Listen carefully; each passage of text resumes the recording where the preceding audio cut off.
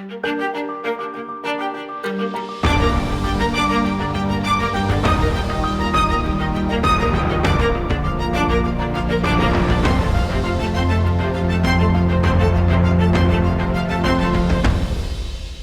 good day to you. It is June the 13th, and I hope you are having a fantastic day wherever you are.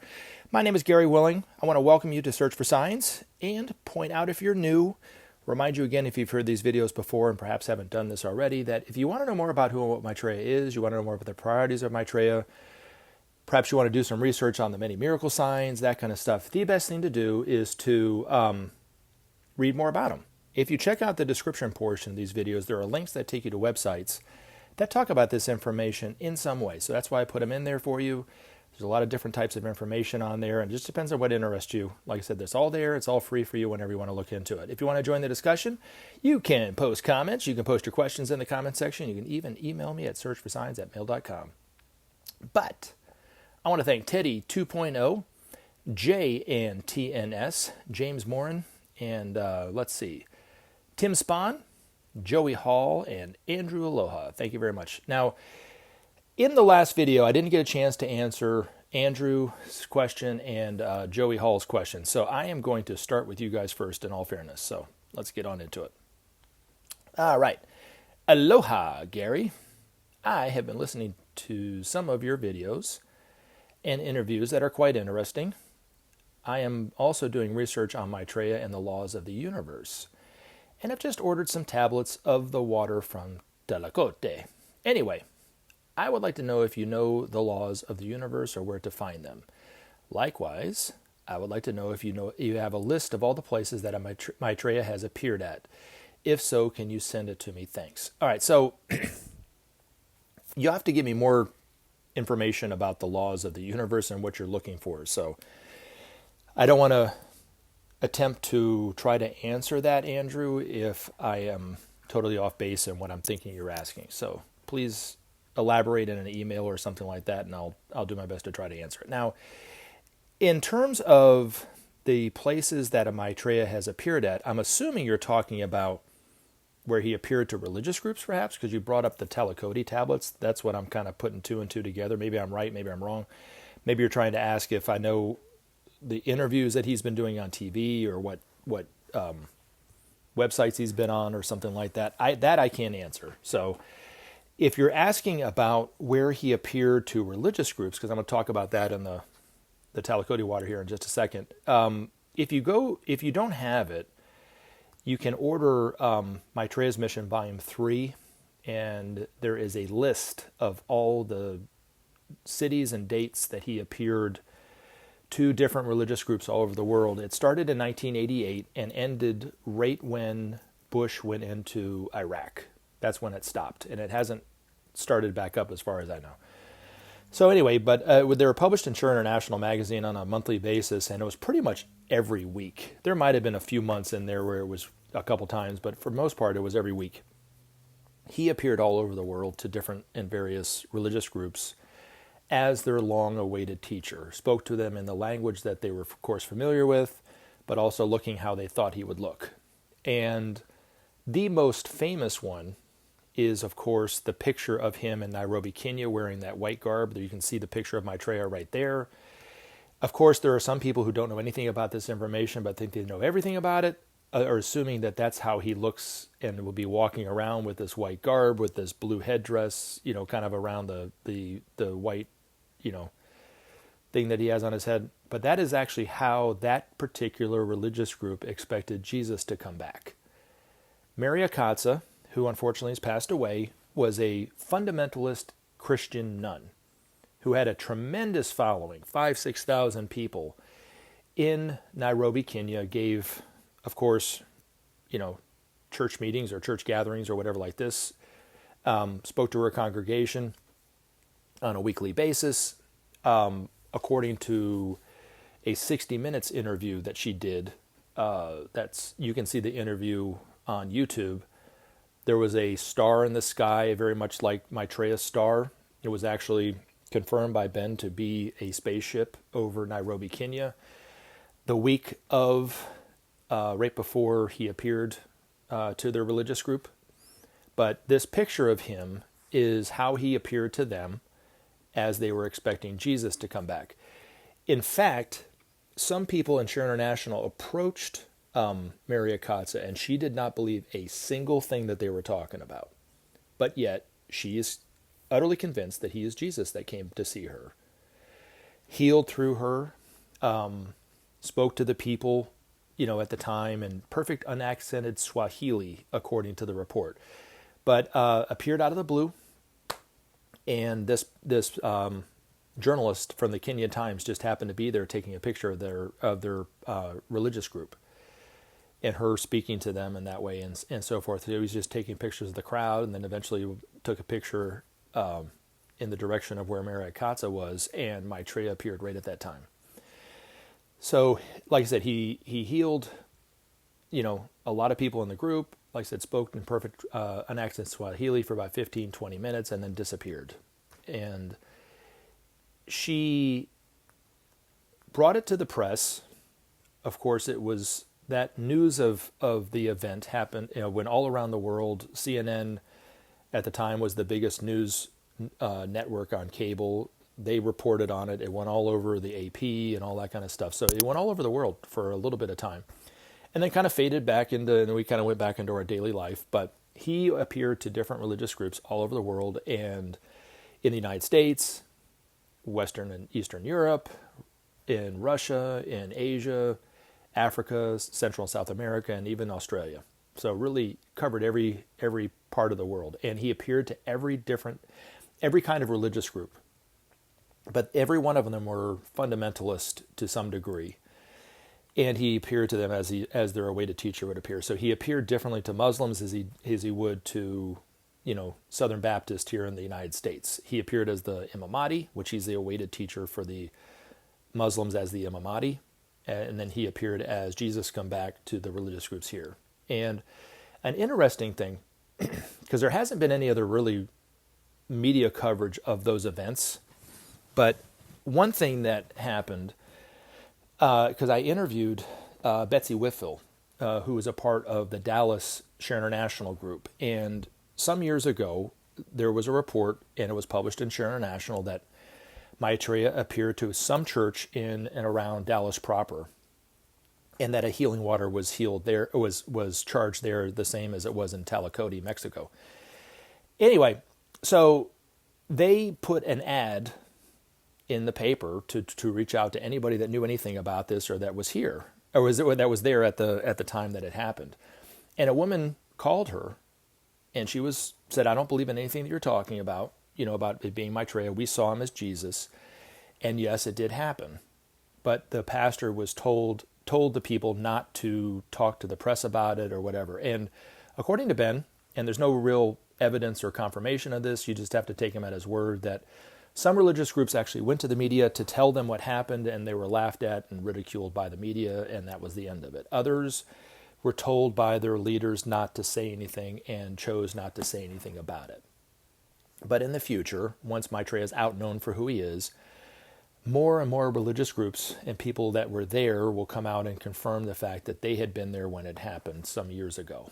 And every time that he did that and appeared to these groups, he charged a well of water somewhere near the city of where he was. So according to Ben's master, eventually there'll be close to 800 of these wells all over the world. But the only three that are known, the most known is in Tlacote, Mexico, but there's also one in Nordno, Germany, and one in India. And like I said, eventually it'll be close to 800 of them all over the world. But the one in Tlacote was the first to be discovered. It was discovered by a rancher. His name was, I think it was Jesus or Jose Charan or something like this. I can't remember the dude's name. But anyway, he discovered it because his dog Lucas had gotten into a fight with another dog, and this water was coming up through the ground, and the dog was licking the water from the ground, and the wounds that were really bad healed rather rapidly, and the dog was fine. And then he started, the rancher hands of his ranch were drinking this water and noticing that they were feeling much younger and so forth. And he did a little bit more research into it, and sure as a world, it was healing people in a lot of ways. So he offered it to the people. He got a grant from the from the Mexican government, to create this pumping system to be able so people could bring bottles of water down there and so forth. And there's a 60 minutes video of this as well, where they talked at great length to the rancher, to the people who had been healed from this water.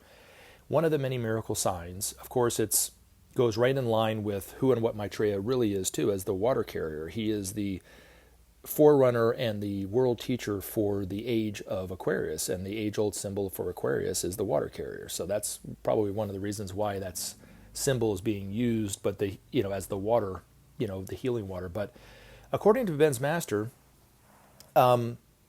these healing wells, like I said, will be all over the world, and they will increase in potency all throughout the next 2,500 years, and they're not going to stop. And they'll be healing the body of humanity for the coming time.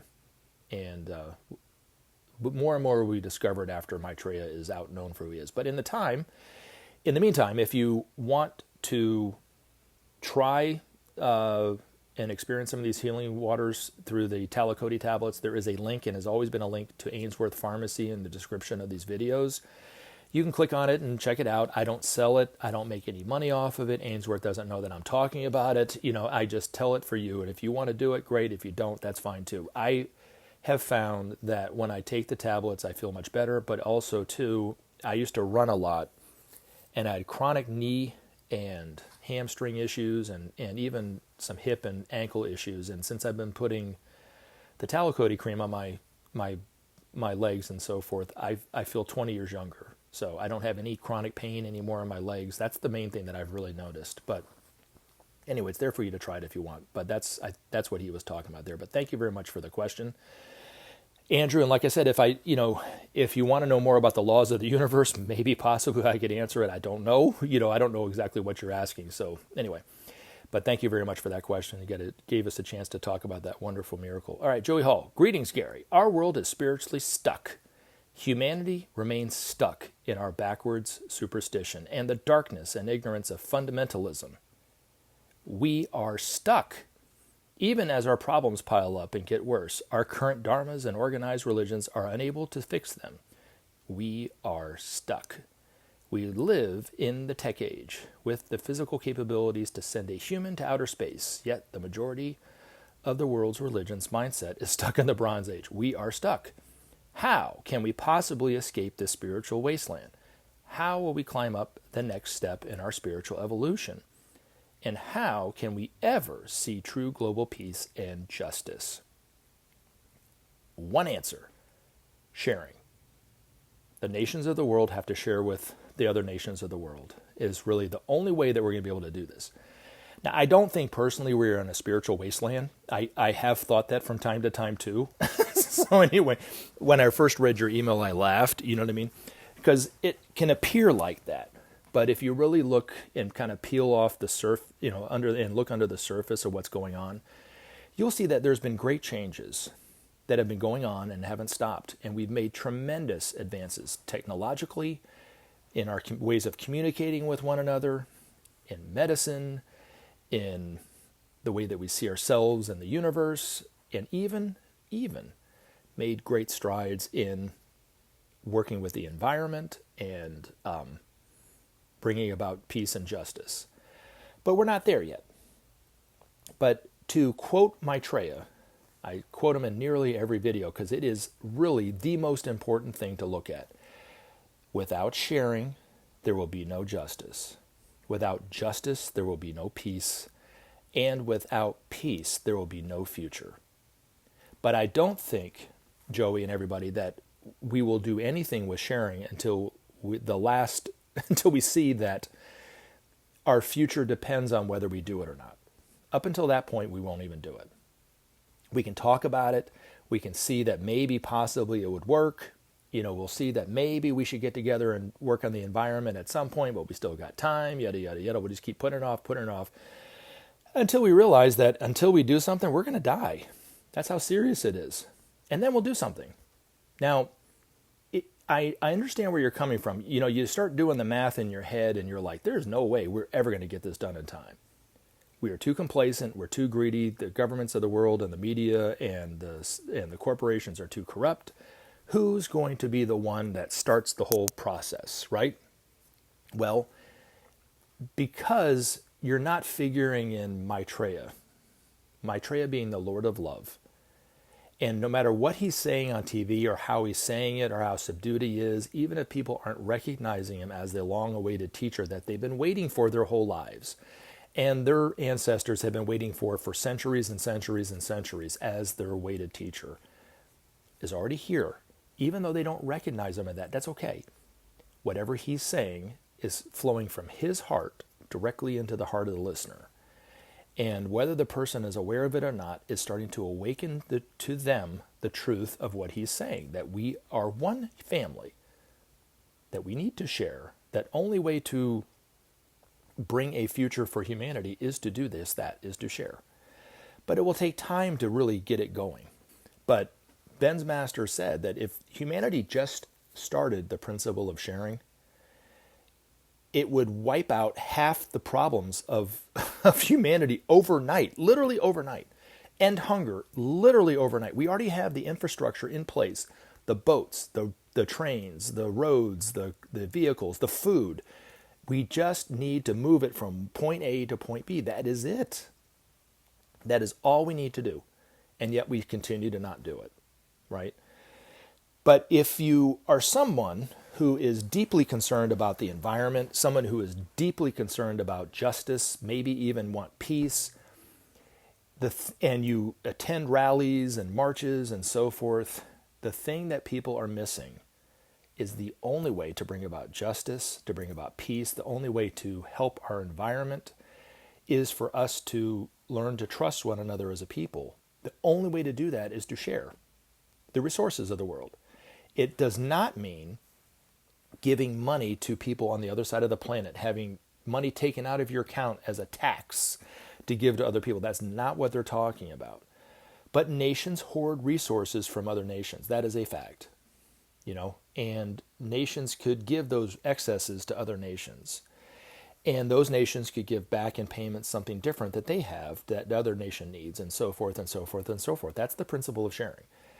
And I'm going to talk about evidence and proof in trying to answer the next question, but I offer this up as evidence, and there's 2 links in the description of these videos. One is to a YouTube video about the Marshall Plan on the History Channel. The other one is the Wikipedia page talking about the Marshall Plan, the historical facts of it, the players of it, the countries that participated in it. And it lasted for about 4 years right after World War II. You can see historically that it did happen. It was named after the then Secretary of State of the United States, George C. Marshall, who was the one that came up with the plan, brought it to Truman's desk, and Truman agreed to do it. They were trying to stop the insurgency and the wave of what they considered the Red Wave across Europe, but they were also trying to rebuild Europe in that way. So there was some mixed intentions as to why they were doing it, but it was the principle of sharing according to the master's point of view. And if you look at it from this standpoint, and just, like I said, just look for it yourself. List out all the nations that participated in it. And you can go back and look throughout your history books, and did any of those nations attack any other nations? Were they ever at war with one another? Well, Germany was at war with all of them, for one thing. And they were at war with all those nations just, a little over 80 years ago. Now, since then, as you look through that list, has any of those nations attacked anybody else? Can we travel from the United States, or they travel to the United States easier than they can to any other nation, or we can to any other nation? The answer would be yes. Do we trust those nations a little bit more than we trust the other nations? Of course. It created goodwill amongst those nations. But listen up. This is an important thing to think about when it comes to the principle of sharing. It brought about goodwill amongst those nations. From the master's point of view, goodwill is the lowest aspect of love. It literally manifested love at a very low level amongst some nations by just sharing. It's right there in your history books. Look at it. And like I said, to go back, if you are somebody who talks to people who are always talking about the need for justice, the need for peace, the need to stop, help the environment, talk to them about sharing. Tell them to look up that Marshall Plan. How are we going to ever solve the environmental problem until we come together as a group of nations, all the nations, and learn to trust one another a little bit. It's never going to happen, ever. But that's what the teacher says is needed, sharing. It's the only way. Humanity might try some different, try some different plans first to see if they can get it done like we have, but nothing's going to work. And Jesus said, a tree is known by its fruit. They planted a seed back in the 40s with the Marshall Plan, and it created this blossoming tree. And on that tree, the fruit of that tree is peace and love.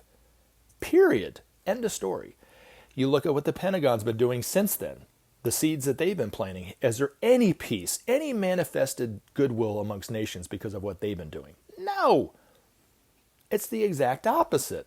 So why do we think that by doing the same thing is going to give a different result? It's not. So that's what I would say to really look at and investigate for yourself, along with some other things. Because like I said, I did have a question that came my way from, let's see, where is it? J and TNS. If you could please answer my question, why are people seeking proof of Maitreya? Well, that's a good question. It'd probably be different for a lot of different people.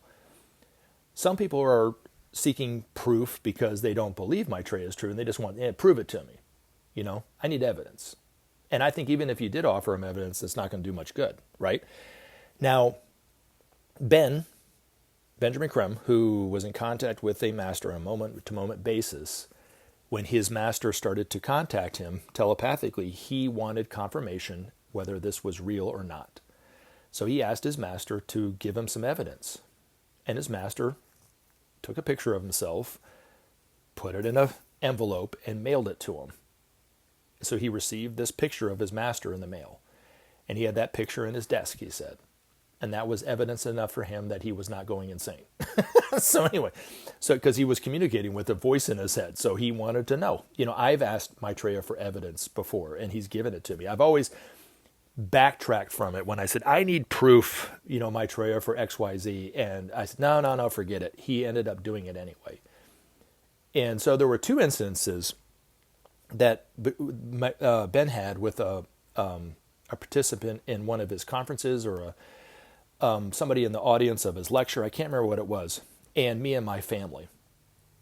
Two very similar instances. His happened a long time before mine. But anyway, a woman at one of his lectures, I think, or at the conference that he was at, asked him for some proof. Is there any way that you could ask your master or Maitreya to have a UFO appear before me? Because I've always wanted to see a UFO or something like that. And he agreed. And he asked his master, and his master asked the Space Brothers, and they appeared before this woman as a golden ball. He said it was about as bright as the sun, right in front of him. And he said the woman just turned into this little girl, just smiling and just, oh my God, I can't believe it. She just could not believe that a UFO just appeared after she had just asked Ben for evidence. And here's what happened. This is how it oftentimes works. Is she went running into the lobby of this hotel and screamed out to everybody, all these strangers that she had never met, oh my gosh, you got to come see this. There's a UFO right out here. I just saw a UFO. And this guy who she didn't even know was reading the paper, just looked up over the paper and said, there's no such thing as UFOs, and looked right back down at his paper. And it totally killed her excitement. And she looked at Ben and she goes, oh my gosh, I guess he's right. There is no such thing as UFOs, and walked away. I had a very similar experience with my family. And it happened in July of 2009. I was driving to see my brother and his family in North Carolina for the 4th of July. And on the way there, I just simply asked Maitreya, is there any way that you could ask us Space Brothers if they could show as a UFO for my family or something like that? And then I backtracked. That's stupid of me to ask. Why would I even ask that question? Don't worry about it, right? That's kind of the way I put it. And totally forgot all about it. So it wasn't like I was the whole time looking out the window. Are they there? Did he eventually do it? Is it coming yet? And tell my whole family that I just asked and just wait, he's coming, they're going to come. I never said anything to anybody. And so that the evening of the 4th, after we had just eaten and had marshmallows and hung around the campfire for a little bit, we went around to the front of my brother's house and we were shooting off these little dinky little fireworks. And I was looking down at what my brother was doing to one of the fireworks, I think. And he had his neighbors were all around with all their kids too. So there was probably about 20 people there. Most of the people I didn't even know because they were all friends of my brother. And this one guy who I did not know, never met, don't even remember the guy's name. And pardon my French, I don't want to offend anybody, but I'm just going to say exactly how he said it. Is, like I said, I was looking down, I didn't see it first. He saw it first. He goes, "What the fuck is that?" Right in front of all the little kids. And it was like, "That's a fucking UFO. Oh my God," right? And I was shaking my head and looking down. I hadn't even looked up yet. And I went, no, that can't be. And he goes, and I didn't say it out loud. I didn't say it can't be, but he was like, "Oh my gosh, Ron, look at this. It's a UFO." And my brother looks up and stares at it. And then and then I look and I see it. And it looks like this red flame with this white circle in the center of it. And my little nephew he was a little nephew at the time. Now he's taller than me and he's in his 20s. But anyway, at the time he was pretty little. Looked at my brother and started jumping up and down in excitement. "Oh my gosh, Dad, look at this. Look at Daddy. It's a UFO. Look at this," right? And my brother, just like that guy reading the paper in this lobby of this hotel with this girl, looked at his son and goes, "There's no such thing as UFOs, James. That's looks like a plane with its tail light out," is what he said. It looked like a candle flame with it was as red as a stoplight. I don't know how my brother came up with that excuse, but that's what he said. And I went running around the back, saw the thing go silently, very methodically over my brother's house, over the golf course behind my brother's house, and then disappear in front of me. And then when I went around the front, nobody was talking about it. They had just seen a effing UFO, and nobody said a word about it after that. My brother never talked about it. My mom never talked about it. My sister-in-law and their friends never talked about it. My brother to this day doesn't bring it up. My nephew has never brought it up, but they saw a UFO. It's quite extraordinary. It was extraordinary because the fact that Maitreya was willing to ask the Space Brothers to appear for my family, but it was also extraordinary the reaction and the lack thereof of my family. But proof is only proof as far as it goes. And if your heart is open, proof is what you need. You might not need proof, and then if you get proof, then you're like, it really solidifies it for you. Other people, if your heart is closed, Maitreya could appear before some of the people who respond and comment on this channel. He could appear for them right in their bedroom, and they still wouldn't believe that he exists. You know what I mean? It's just the way things go, TNS, and this is the way things go, James. You know what I'm saying? But it eventually, once people start to see Maitreya, I am convinced, there's not very many people that could convince me otherwise, that the majority of you guys who are hearing this have already seen him and will start to remember your experiences that you had.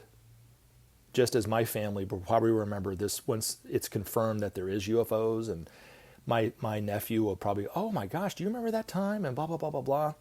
But to this day, he's never spoken about it because, you know what I'm saying? So but I'm glad you brought it up. But I've even asked for proof, you know what I'm saying, of Maitreya.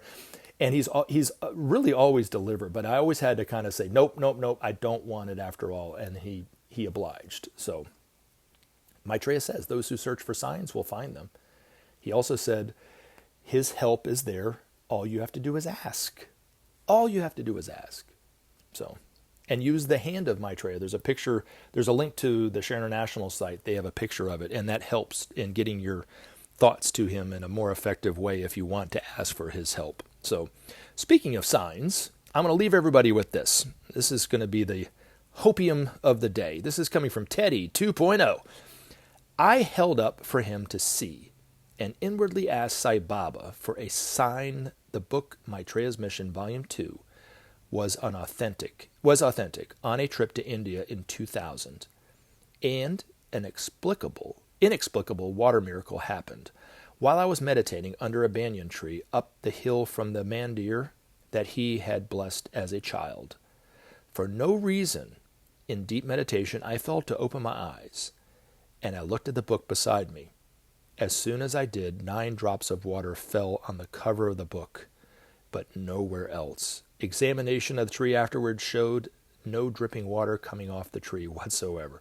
Teddy, thank you so much for sharing that. I hope you guys love it. I love that story, Teddy. That is awesome. Love you guys. Thank you for your questions. Thank you for your comments. I look forward to putting up other videos. You guys stay safe and have a great day. And also, try to experience some joy in your life and find something to laugh at till the next video. You guys have a wonderful day. Have a great day. Remember to take action and help SOP save our planet. Thanks for listening, and we look forward to talking to you again in future videos.